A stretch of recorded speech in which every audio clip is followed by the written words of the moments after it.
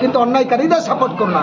এই শওকত মোল্লা আর পরেশ দাস মিলিয়ে ঘুটিয়ারি শরীফ, তালদি, ক্যানিং, জীবনতলা, টাগরাখালী, বাসন্তী সর্বত্রভাবে হিরোইন ব্যবসা চালিয়েছে, লোক দিয়ে এজেন্ট দিয়ে ব্যবসা করিয়েছে। এরা নারী পাচারের সঙ্গে যুক্ত হয়েছে, মেয়ে বিক্রি করেছে।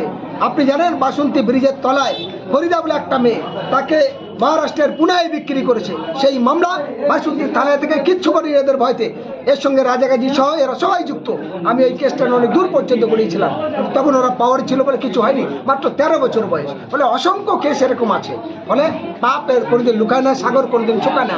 তাই মানুষের অভিশাপে বিষাক্ত হয়ে সরকার গেছে, এরাও সব এক এক করে জেলে যাবে। আর যদি সঠিকভাবে তদন্ত করা হয়, তৃণমূল পরিচালিত যতগুলো পঞ্চায়েত প্রধান, পঞ্চায়েত মেম্বার সমিতি আছে, প্রত্যেকের কিন্তু জেল অপেক্ষা করছে, কেউ রেহাই পাবে না। ফলে এখন আপনাদের মাধ্যমে বলতে পারি, আপনাদের চ্যানেলের মাধ্যমে বলতে পারি, তাদের বাঁচার একটাই উপায়, প্রত্যেকটা পাড়ায় পাড়ায়, ভাই আমি 20,000 টাকা নিচ্ছি ঘরের জন্য, টাকা ফেরত নাও। তোমার 100 দিনের টাকা খেয়ে নিচ্ছি, টাকা ফেরত নাও। বিধবা ভাতা খেয়েছি, ফেরত নাও। ঘর জন্য 20,000 নিচ্ছি, ফেরত নাও, আমাকে ক্ষমা করে দাও। আল্লাহ তাআলা বলছে, তুমি যার কাছে অন্যায় করেছো তার কাছে ক্ষমা চাও। তো শওকত মোল্লা এবং তার দলের সমস্ত ক্যাডার বাহিনীরা এই তৃণমূলের নাম করে যারা এতদিন বাহাদুরি করেছে, আমি বলবো প্রকাশ্য এলাকা এলাকায় মানুষের কাছে ক্ষমা চেয়ে নিন, তাহলে আপনাদের ক্ষমা হবে। এবং আগামী দিনে স্বচ্ছভাবে চলার জন্য আহ্বান রেখে এটুকু আমার কথা শেষ।